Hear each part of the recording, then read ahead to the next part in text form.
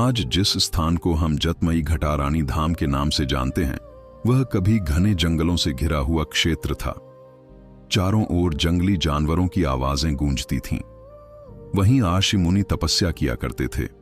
वातावरण में एक अलौकिक शांति और दिव्यता थी। इसी पवित्र भूमि पर प्रकट हुई मां जतमई। एक दिन एक वृद्ध ग्रामीण को जंगल में एक साधारण सी स्त्री दिखाई दी। उसके चेहरे पर तेज था और वाणी में करुणा। कुछ समय बाद वही स्त्री अपने दिव्य रूप में प्रकट हुई। वृद्ध भय और श्रद्धा से भर गया। माता ने कहा, मैं इस स्थान पर मूर्ति रूप में विराजमान रहूंगी। मेरी पूजा करना और लोगों तक मेरा संदेश पहुंचाना। मैं सबकी रक्षा करूंगी। इतना कहकर वे दिव्य प्रकाश में विलीन होकर मूर्ति रूप में स्थापित हो गईं। तभी से यहां माता जतमई की पूजा आरंभ हुई। मंदिर के पास एक तालाब था। उसके नीचे एक घड़े में एक विशाल नाग रहता था।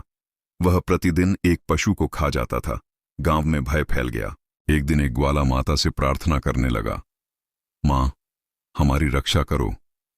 उस रात भयंकर गर्जना हुई। बिजली कड़की, धरती कांपी। सुबह देखा गया, नाग अदृश्य हो चुका था। यह माता का चमत्कार था। वही तालाब आज पवित्र सरोवर के रूप में प्रसिद्ध है। अंग्रेजों के शासनकाल में एक युवा क्रांतिकारी जंगल में शरण लेने आया। अंग्रेज सिपाही उसका पीछा कर रहे थे। वह एक गुफा में छिप गया और माता से प्रार्थना की। तभी एक दिव्य शेर गुफा के द्वार पर प्रकट हुआ। पास ही एक रहस्यमयी नाग भी दिखाई दिया। जब अंग्रेज सैनिक पहुंचे, अचानक तेज तूफान उठा। आकाश में बिजली चमकी। सैनिक डर कर भाग गए। माता के सेवक शेर और नाग ने उस स्वतंत्रता सेनानी की रक्षा की। एक किसान का 5 वर्षीय पुत्र जंगल में गाय चराते समय खो गया।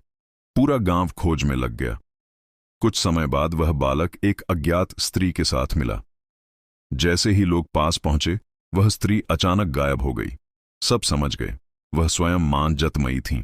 उस बालक के भीतर अद्भुत आध्यात्मिक शक्ति आ गई। इस घटना के बाद आसपास के गांवों में माता की महिमा फैल गई। आज भी जतमई धाम में मां की दिव्य शक्ति हर भक्त की पुकार सुनती है।